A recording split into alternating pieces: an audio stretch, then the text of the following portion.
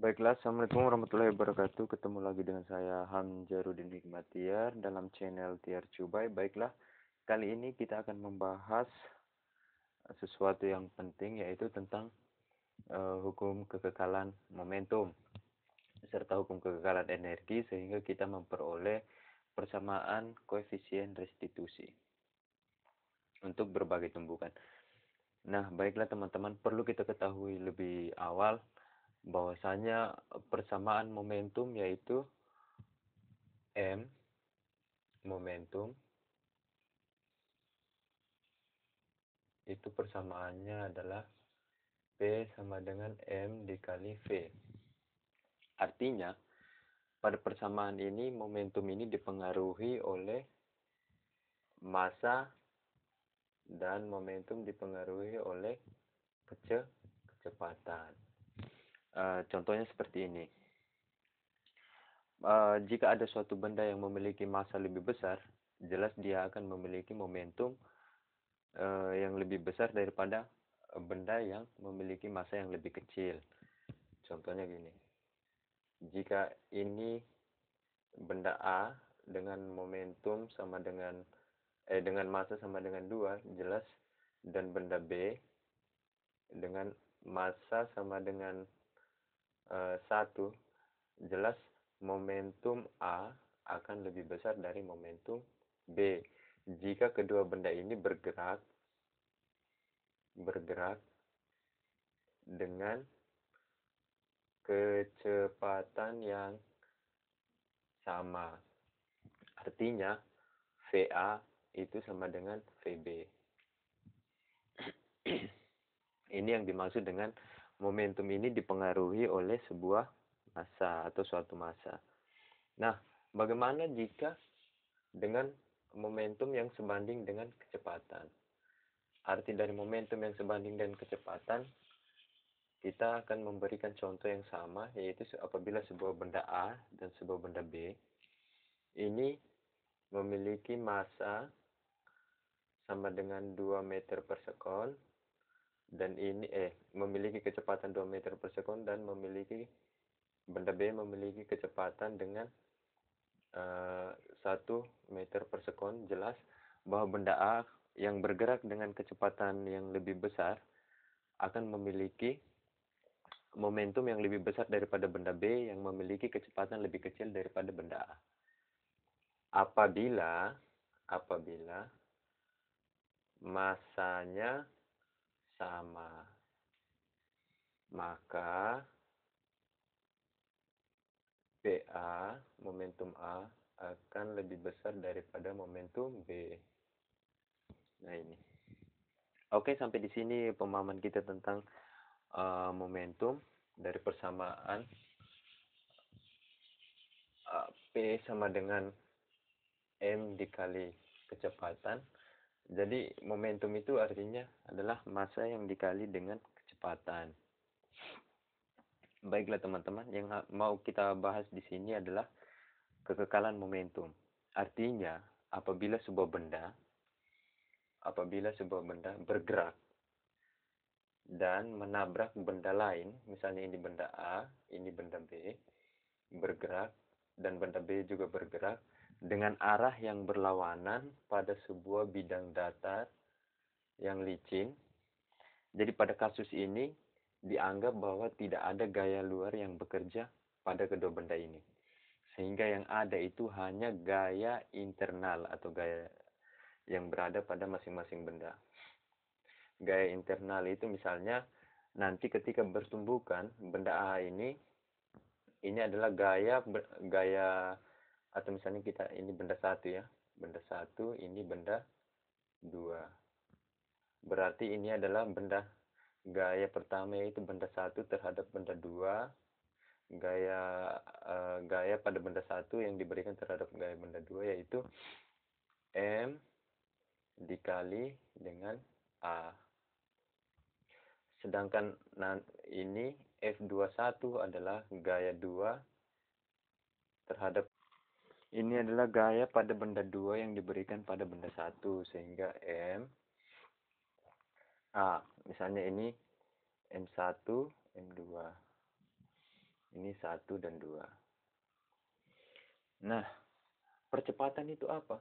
Percepatan artinya pada saat benda bergerak ini, dia memiliki percepatan, kita bisa tuh dv per dt. Sehingga di sini bisa kita rubah untuk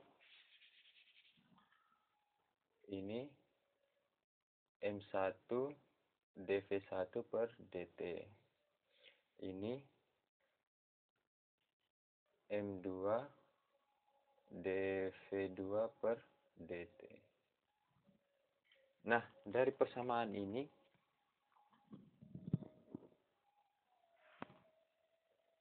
jelas karena ini memiliki arah yang berbeda, maka kita sepakati dulu bilang arah ke kanan adalah plus dan arah ke kiri adalah minus. Maka F12 ini plus, sedangkan F21 adalah minus. Sehingga apabila ini kita katakan persamaan 1 dan ini adalah persamaan 2, apabila kita jumlahkan, maka kita peroleh 0 ditambah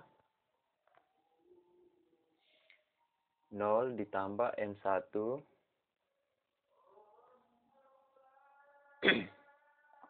atau ini misalnya M1 kali dV berarti dm1 V1 per dt gitu ya. Ditambah dengan dm2 V2 per dt. Atau 0 sama dengan ini artinya M1 V1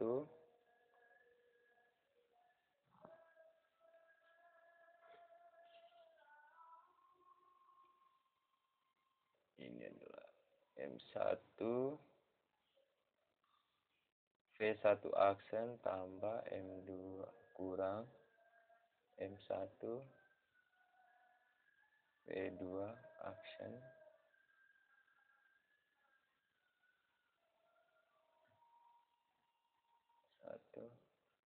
ditambah dengan M2 V2 aksen dikurang M2 V2. Atau kita dapat menulisnya sebagai, ini kan adalah perubahan momentum 1, sedangkan ini adalah perubahan momentum 2. Nah, dari persamaan ini kita dapat menuliskan bahwa M1 V1 ditambah M2 V2 itu sama dengan M1 V1 aksen ditambah M2 V2 aksen. Nah, ini adalah persamaan. Ini adalah persamaan hukum kekekalan momentum.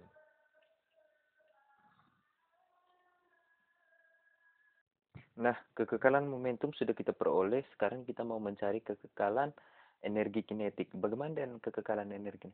Kekekalan energi kinetik pada dasarnya sama dengan kekekalan momentum, yaitu apabila tidak ada gaya luar yang bekerja, maka energi kinetik sebelum energi kinetik kedua benda itu sebelum tumbukan itu sama dengan energi kinetik kedua benda sama dengan energi kinetik kedua benda setelah tumbukan. Artinya begini. Ini EK total sebelum tumbukan itu sama dengan EK total setelah tumbukan. Maka dapat kita tulis seperti ini, 1 kuadrat ditambah 1/2 M2 V2 kuadrat aksen kuadrat kuadrat maksudnya di sini sama dengan 1/2 M1 V1 aksen kuadrat ditambah 1/2 M2 V2 aksen kuadrat. Nah, di sini dapat kita hilangkan ininya setengahnya, sehingga yang diperoleh adalah M1 V1 kuadrat tambah M2 V2 kuadrat itu sama dengan M1 V1 aksen kuadrat tambah M2 V2 aksen kuadrat. Nah, kita mau mengumpulkan massa 1 pada ruas yang sama, massa 2 pada ruas yang sama.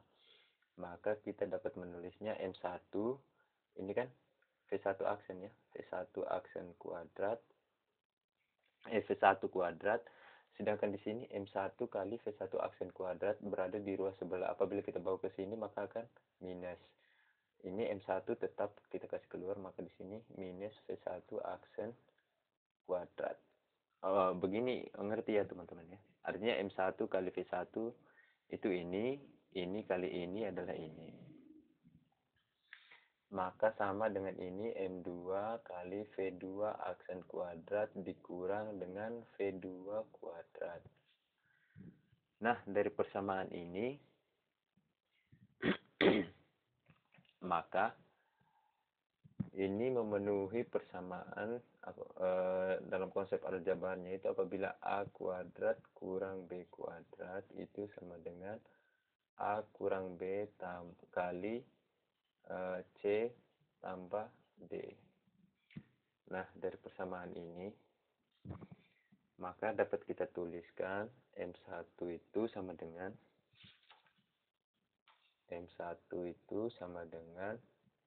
V1 kuadrat kurang V1 aksen kuadrat dikali dengan kuadratnya hilang ya. Sama dengan V1 ditambah V1 aksen. Maka M2 sama dengan V2 aksen kurang V2 dikali dengan V2 aksen tambah V2. Nah, ini sudah kita peroleh sekarang. Misalnya kita ini persamaan 1 ya.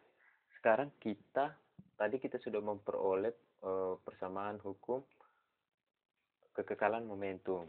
Di mana kekekalan momentum itu yaitu persamaannya misalnya yang tadi kita peroleh M1 V1 tambah M2 V2 sama dengan M1 V1 aksen tambah M2 V2 aksen. Nah, dari persamaan ini kita kumpulkan juga M1 pada ruas yang sama sehingga M1 kali V1 kurang V1 aksen M2 kali V2 aksen kurang kurang V2. Nah, ini misalnya kita katakan persamaan 2, maka persamaan 1 ini dibagi dengan persamaan 2. Persamaan 1 dibagi dengan persamaan 2. Yang ini kita bagi dengan kekekalan energi, kita bagi dengan kekekalan momentum. Maka yang kita peroleh adalah M1 dengan M1 hilang ya. M1 dengan M1 hilang. Ini, atau kita langsung tulis aja di sini. M1 V1 kurang V1 aksen sama dengan M2 V2 aksen kurang V2 seperti ini. Nah, ini kita bagi, ini persamaan 1 dibagi dengan persamaan 2, maka ini habis. Ini habis. Maka yang tersisa adalah V1 tambah V1 aksen. Ini habis. V2 kurang V2, V2 aksen kurang V2, ini juga habis, maka yang tersisa adalah V2 aksen tambah V2. Maka bisa kita tulis dengan V1 kurang V2 sama dengan min V1 aksen ditambah V2 aksen gitu. Nah, dari sini kita dapat menyusun kembali persamaan ini menjadi V1 kurang V2 itu sama dengan, kita mau membuat bahwa V1 ini kurang ini ya. Berarti min V1 ini dikurang dengan V2. Ini kan tidak merubah apa-apa ya. Artinya V1 dikali min dikali V1 aksen, min V1 aksen. Min dikali min V2 aksen plus V2 aksen. Hanya model penulisannya aja yang berbeda, tapi hasilnya akan tetap sama. Maka inilah persamaan yang kita peroleh dari uh, pembagian antara energi apa